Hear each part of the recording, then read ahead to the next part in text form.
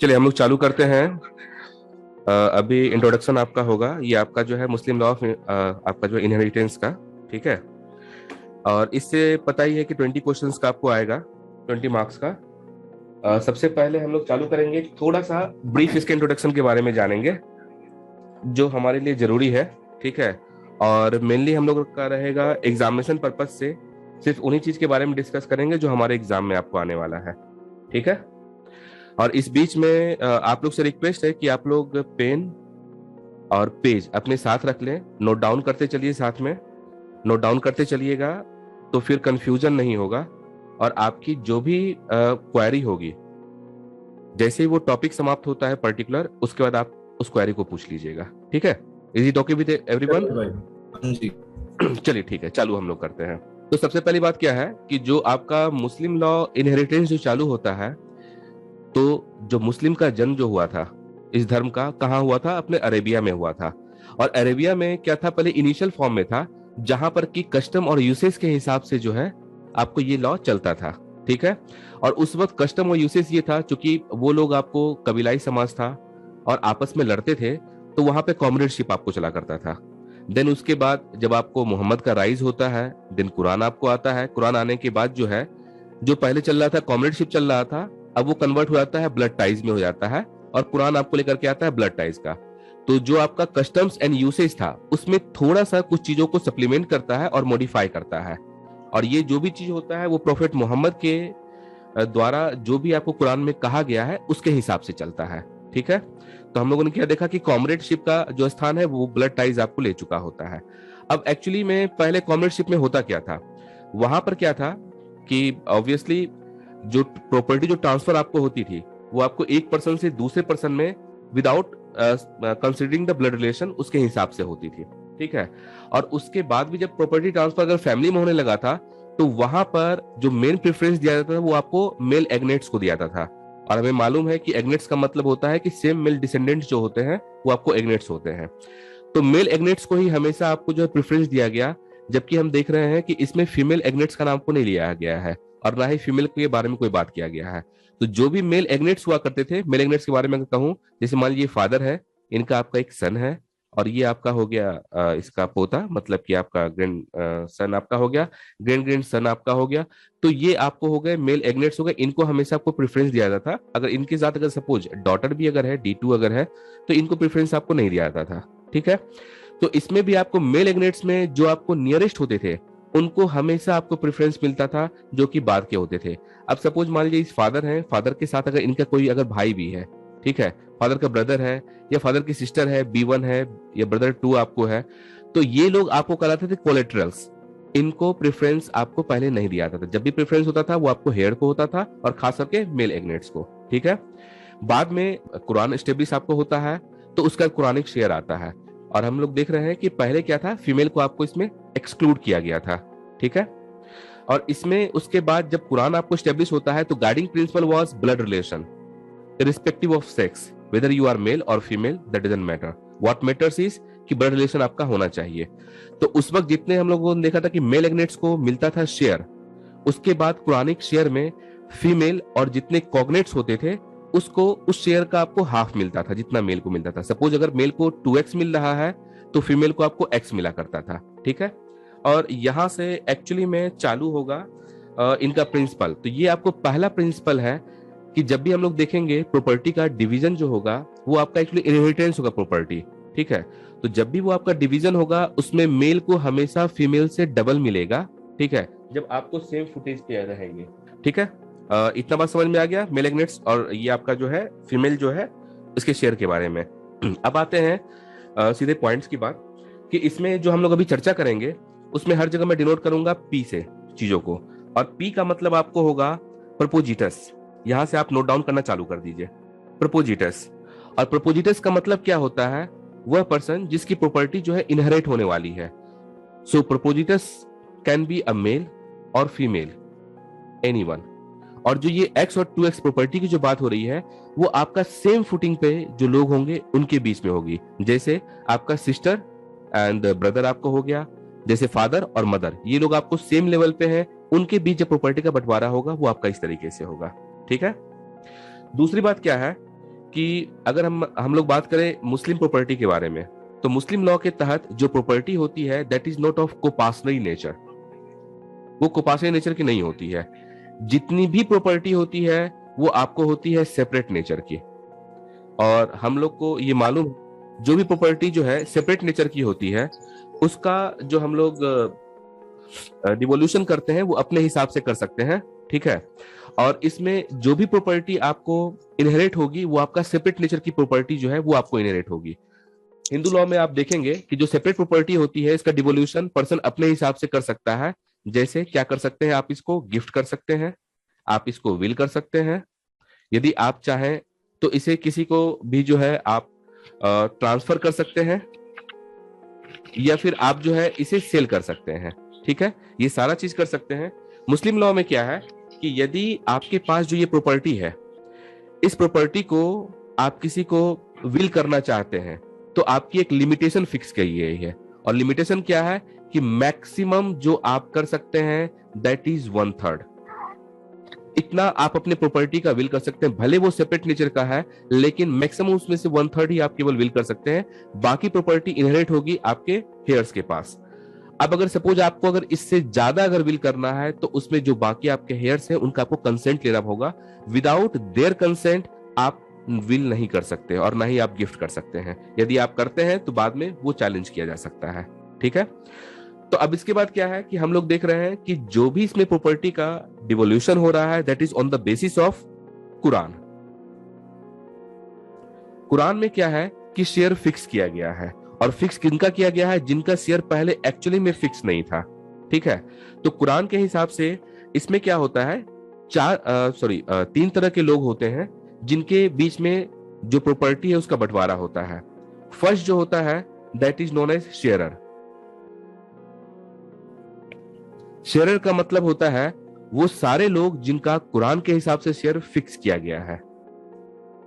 जैसे पहले फीमेल को शेयर नहीं दिया जा रहा था, जबकि आप देखेंगे आगे जब हम लोग पढ़ेंगे तो उसमें क्या होता है कि फीमेल को शेयर एक फिक्स शेयर मिलता है, तो वो आपको हो गया शेयरर, आपका हो गया। सेकेंड जो होता है दैट इज रेसिडुअरी। रेसिडुअरी का मतलब क्या होता है, जो बचा हुआ पार्ट है।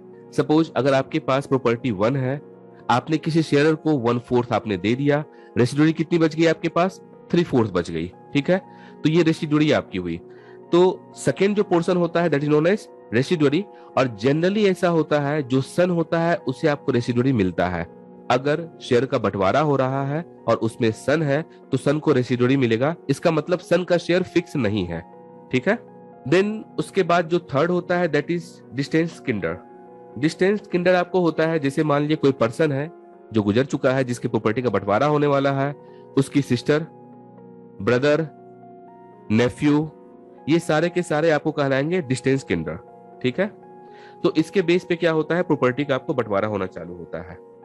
इसमें से हम लोग जो पढ़ेंगे कुछ इसमें क्लास 1 भी होता है, क्लास 2 भी होता है। क्लास 1 जो बिल्कुल आपका नियरेस्ट ब्लड रिलेशन का होता है वो सारा का सारा क्लास 1 में होता है। उसके बाद का आपको क्लास 2 का होता है। तो शेयरर क्या हो गया ये समझ में आ गया। सन को रेसिडुअरी मिलता है। हम लोग जब आगे देखेंगे तो उसमें ये भी पाएंगे जो फादर होंगे, जो भी पर्सन प्रोपोजिटस है उसके फादर जो होंगे, वो इन केस ऑफ जब कोई सन या कोई भी आपको चिल्ड्रन नहीं होता है उस केस में वो आपको रेसिडुअरी शेयर उनको मिलता है, ठीक है। तो मेनली क्या है कि जो आपका कुरान के हिसाब से जो शेयर का बंटवारा, जो आपका प्रॉपर्टी का बंटवारा हो रहा है वो पहले किसके बीच में होगा, शेयर के बीच में होगा, रेसिडुअरी पार्ट आपका होगा, एंड देन उसके बाद जो है डिस्टेंस किंडर को आपको मिलेगा ये शेयर, ठीक है।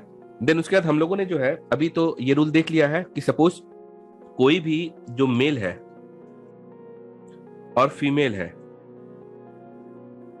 अगर सेम फुटेज पे है तो उस कंडीशन में जो शेयर मिलेगा मेल को वो हमेशा मिलेगा 2x और फीमेल को क्या मिलेगा, x मिलेगा। अब इसके बाद हम लोग जो है चालू करेंगे अब शेयर के बारे में बात। तो फर्स्ट क्या है कि जो आपको गुजरने वाली जो है वो आपको वाइफ है और इसका हस्बैंड आपको बचा हुआ है। कंडीशन आपको है कोई चाइल्ड नहीं है।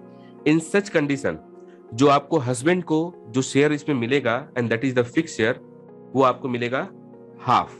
सेकेंड कंडीशन है कि अगर वाइफ गुजर गई लेकिन पीछे जो है अपने चिल्ड्रन छोड़ गई है या चिल्ड्रन ऑफ सन छोड़ के गई है। यहाँ पे आपको वर्ड है सन, अच्छा, जो हम लोग अभी चर्चा कर रहे हैं, ये चर्चा हम लोग कर रहे हैं अभी सुन्नी के बारे में कर रहे हैं, ठीक है। शिया के बारे में बाद में चर्चा करेंगे। तो फर्स्ट अभी हम लोग सुन्नी के बारे में बात कर रहे हैं।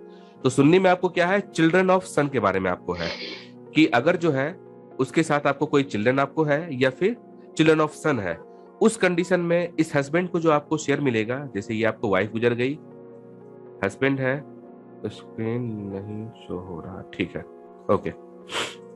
हाँ, तो इस कंडीशन में क्या हुआ कि जब जो है अगर विथ चिल्ड्रन है और विथ मतलब चिल्ड्रन ऑफ सन है लिखा हुआ, ठीक है, तो उस कंडीशन में सपोज मैं बनाता हूं एक, इसके पास आपको सन है, तो जब इसे शेयर मिलेगा, इसे पहले शेयर से हाफ शेयर मिल जाएगा। मतलब पहले अगर इसे हाफ मिल रहा था तो अभी इसे मिलेगा 1/4 मिलेगा हस्बैंड को, ठीक है।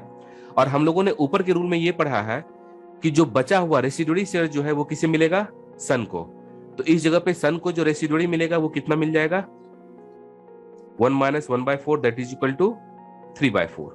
तो 3/4 जो है ये शेयर आपको जाएगा सन के पास, और हस्बैंड के पास जो है 1/4 जाएगा, ठीक है। अब सपोज क्या होता है कि जो ये गुजरी है इसके साथ इनकी एक डॉटर भी है।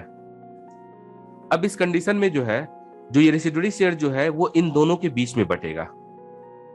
और कैसे बटेगा, बिकॉज सन और डॉटर ये दोनों के दोनों जो है सेम फुटेज पे हैं, तो सन को मिलेगा इस शेयर का 2x और डॉटर को मिलेगा x मिलेगा शेयर का, ठीक है।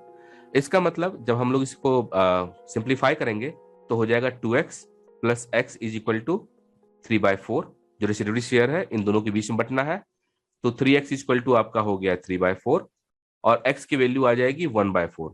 इसका मतलब डॉटर को जो शेयर मिलेगा दैट वुड बी 1/4, जबकि सन को कितना मिल रहा है, 2x मिल रहा है, और इसकी वैल्यू हो जाएगी हाफ।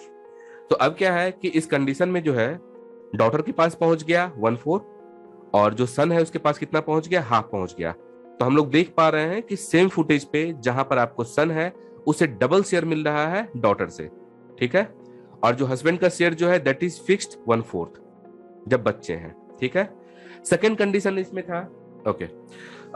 नेक्स्ट जो इसमें कंडीशन था दैट वाज चिल्ड्रन ऑफ सन, ठीक है।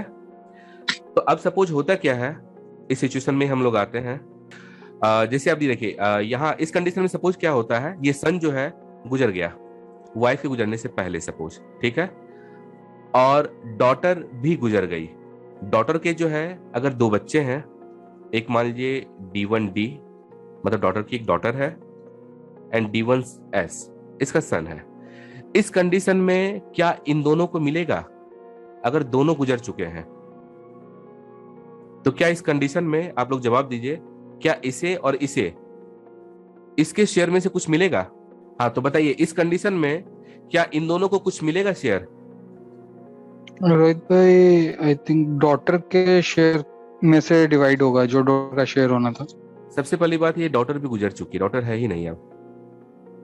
और उसके नहीं, बाद इनको नहीं मिलेगा, उसके बाद चिल्ड्रन ऑफ सन को है ना। एग्जैक्टली, क्योंकि यहाँ लिखा है चिल्ड्रन ऑफ सन लिखा है, और ये क्या हो गए, चिल्ड्रन ऑफ डॉटर हो गए, ठीक है, जो डॉटर गुजर चुकी है। तो उस कंडीशन में क्या है कि इन्हें आपको शेयर नहीं मिलेगा, और उस कंडीशन में हस्बैंड का शेयर क्या हो जाएगा, हाफ हो जाएगा, बिकॉज हस्बैंड का शेयर 1/4 उसी कंडीशन में हो रहा है जब चिल्ड्रन हो इनके बचे हुए, मतलब या तो सन या डॉटर, या फिर चिल्ड्रन ऑफ सन हो, उस कंडीशन में हस्बैंड का शेयर 1/4 आपको हो जाता है, अदरवाइज हस्बैंड का शेयर आपका हाफ है, ठीक है। तो इसी कारण इस कॉन्सेप्ट को यहां क्लियर कर लीजिए ताकि बाद में कंफ्यूजन ना रहे,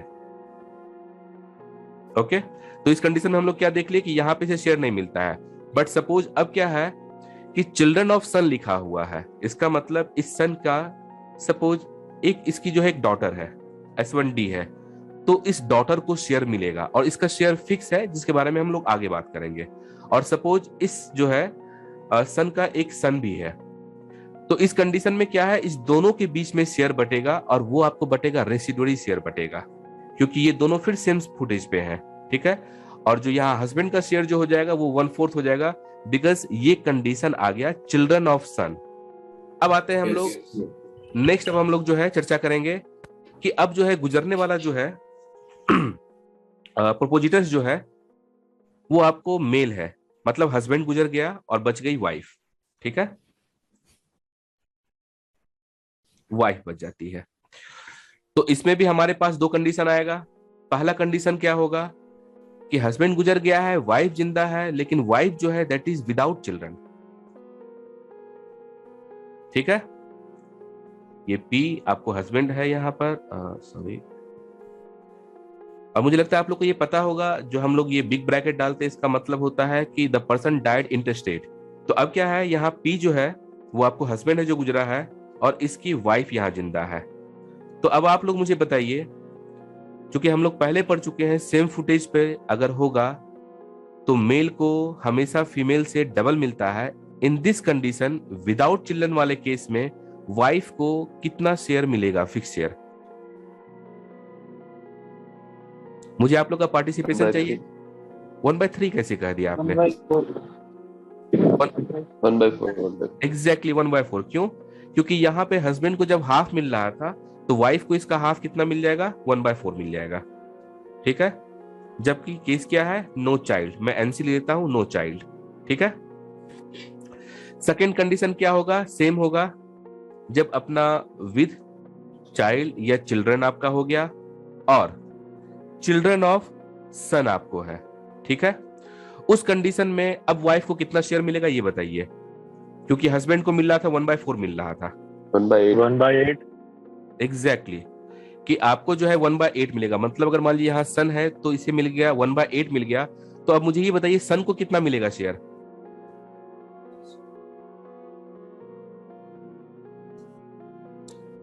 सन को क्या मिलेगा? एग्जैक्टली सन को आपको मिलेगा रेसिडुअरी मिलेगा। रेसिडुअरी कितना हो जाएगा? 1 - 1/8 7/8 आपका हो गया। ठीक है। अब सपोज मान लीजिए साथ में इसकी डॉटर भी थी। अब इस कंडीशन में क्या होगा, जो ये रेसिडुअरी शेयर जो होगा वो सन और डॉटर दोनों में आपस में ये बटेगा। ठीक है, 7/8 जो है सन और डॉटर दोनों में बटेगा। सन को कितना मिल जाएगा इस 7/8 में? 2x मिल जाएगा, और डॉटर को कितना मिल जाएगा? x मिल जाएगा, बिकॉज सेम फुटेज में है। तो अब मुझे कैलकुलेट करके बताइए सन का शेयर कितना होगा और डॉटर का शेयर कितना होगा? 7/12 किसे 1/12? डॉटर का हम्म, 7/24 7/24 मिल गया डॉटर को, और सन को कितना मिल गया? 7/12 कैलकुलेशन करने में आप लोग में से आई थिंक किन्हीं को दिक्कत नहीं होनी चाहिए। अगर दिक्कत कभी भी हो तो याद रखिएगा सेम फुटेज पे अगर होगा तो सीधा कीजिएगा 2x + x = 7/8, और ज्यादा कुछ नहीं करना है। इसे एक तरह से आप या तो मगअप कर लीजिए या फिर आपको प्रैक्टिस करते करते खुद याद हो जाएगा। That is 3x = 7/8। और जब भी शेयर अगर बांटना होगा तो यहाँ जितना रेसिडुअरी रहेगा उसमें आप 1/3 से मल्टीप्लाई कर दीजिए, वो आपका हो जाएगा डॉटर का। तो 1/3 से मल्टीप्लाई किए तो 7/24। यहां से ही आप आंसर ड्रॉ कर सकते हैं।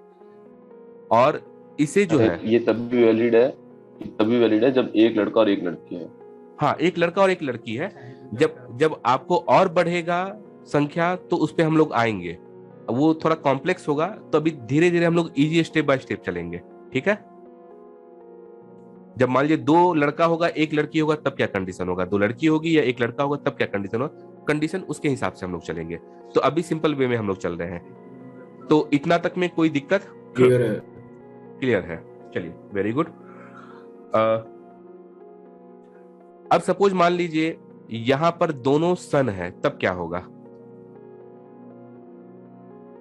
लेते हैं सिचुएशन को भी। S1 है और S2 है, तब क्या होगा? दोनों में रेसिडुअरी डिवाइड हो जाएगा। एग्जैक्टली दोनों में रेसिडुअरी डिवाइड होगा। मतलब कि आपका जो है 7/8 दोनों में डिवाइड होगा, तो सन 1 को भी उतना ही मिलेगा जितना सन 2 को मिलेगा। तो मतलब 7/16 दोनों के पास शेयर पहुंच जाएगा। ठीक है, नेक्स्ट हम लोग आगे बढ़े। हाँ। ठीक है, अब सपोज मान लीजिए जो भी आपको गुजरा है या गुजरी है उसके फादर जिंदा है।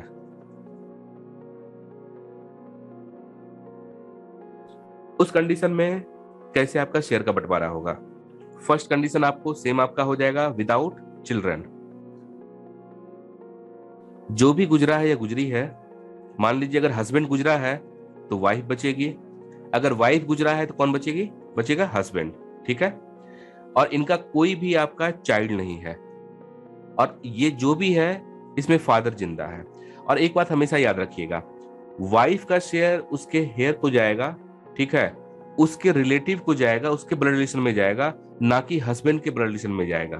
तो यहाँ पर फादर का मतलब आपको है जो भी गुजरा है, अगर हस्बैंड गुजरा है तो उसके फादर, अगर वाइफ गुजरी है तो उसके फादर, ठीक है, इन लॉज के पास नहीं जाएगा, ये सेपरेट प्रॉपर्टी है, ठीक है। तो अब यहाँ पे सपोज मान लीजिए हस्बैंड गुजरा है तो वाइफ जिंदा है, और अगर वाइफ गुजरी है तो हस्बैंड जिंदा है। इन दिस कंडीशन अगर कोई बच्चा नहीं है तो पहले मुझे ये बताइए वाइफ का शेयर क्या होगा?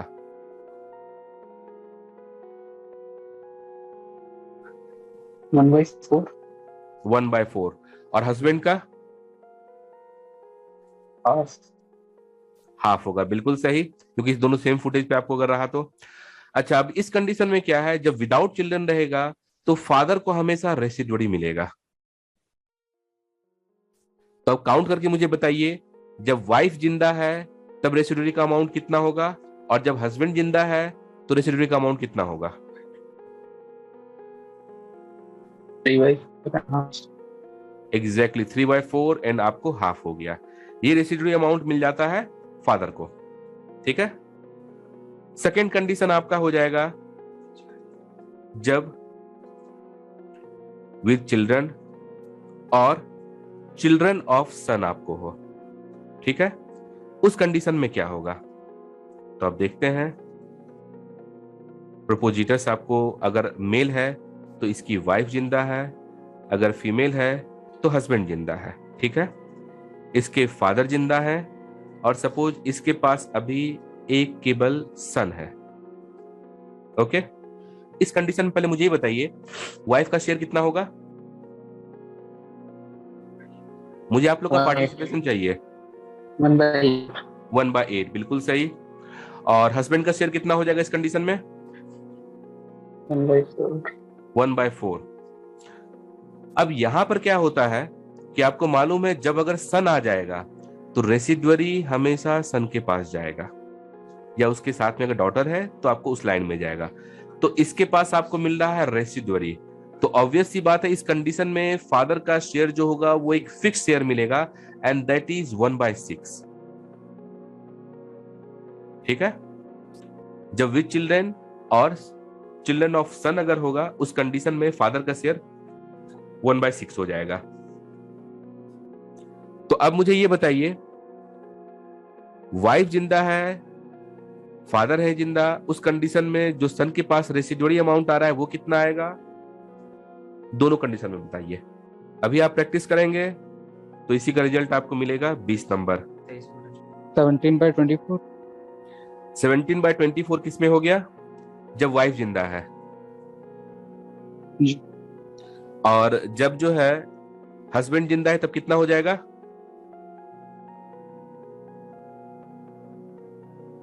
7/12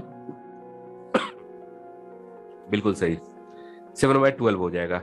आप जब इसे कैलकुलेट करेंगे तो आपका यही वैल्यू आएगा, क्योंकि 24 आपका हो गया, 24 माइनस आपका जो है 4 - 3 दैट इज इक्वल टू 17/24, और ये आपका हो जाएगा 24 - 6 - 4/24, ये आपका हो जाएगा, ठीक है। 7/12 आपका हो गया, ठीक है। ये आपका हो गया। अब सपोज मान लीजिए इसके पास यहाँ डॉटर भी है, तो अब बताइए क्या होगा? ये रेसिड्यूअरी अमाउंट इन दोनों के बीच में बटेगा? हाँ हाँ बिल्कुल हाँ बटेगा। सर। बताया जाए। सन को मिल जाएगा 2x, डॉटर को मिल जाएगा x। अब 2x की वैल्यू इसके कंडीशन में बताइए, और उसके बाद इसके कंडीशन में, और x की वैल्यू इस दोनों में बताइए। सिंपल सा चीज है, 17/24 है, इसे मल्टीप्लाई कर दिए 1/3 से, ये वैल्यू आ जाएगी x की, कितना हो जाएगा? 17/72, और ये है तो क्या हो जाएगा? 7/36। 1/3 से मल्टीप्लाई कर दीजिए, और इस साइड क्या करेंगे? 2 से इसको जब मल्टीप्लाई करेंगे तो आपका हो जाएगा 17/36, और ये आपका हो जाएगा 7/18। कोई क्वेश्चन, कोई डाउट यहां तक? No sir. नो। पक्का? यहां तक किन्हीं को कोई दिक्कत नहीं है ना? तो हम लोग फिर इसके बाद आगे बढ़ेंगे, क्योंकि जो मदर का होगा वो थोड़ा सा कॉम्प्लेक्स होगा, थोड़ा आगे चल करके। ठीक है? तो अभी तक हम लोगों ने क्या देखा? हम लोगों ने देखा फादर का शेयर देखा, सॉरी पहले हस्बैंड का शेयर देखा, हाफ मिल रहा है विदाउट चिल्ड्रन में, 1/4 मिल रहा है जब चिल्ड्रन होता है। वाइफ का शेयर जो है 1/4 होता है जब कोई चिल्ड्रन ना हो, और उसके बाद जब चिल्ड्रन हो तो 1/8 हो जाता है। जबकि फादर का शेयर अगर कोई चिल्ड्रन ना हो तो उसे रेसिडुअली मिलता है, यदि कोई चिल्ड्रन हो तो 1/6 मिलता है। यहां तक क्लियर हो चुका है? अब नेक्स्ट हम लोग जो है चालू करेंगे, अगर मदर जिंदा है तो क्या होता है। ठीक है? आप लोग रिज्वाइन कर लीजिए, क्योंकि टाइम लगभग अप हो चुका है।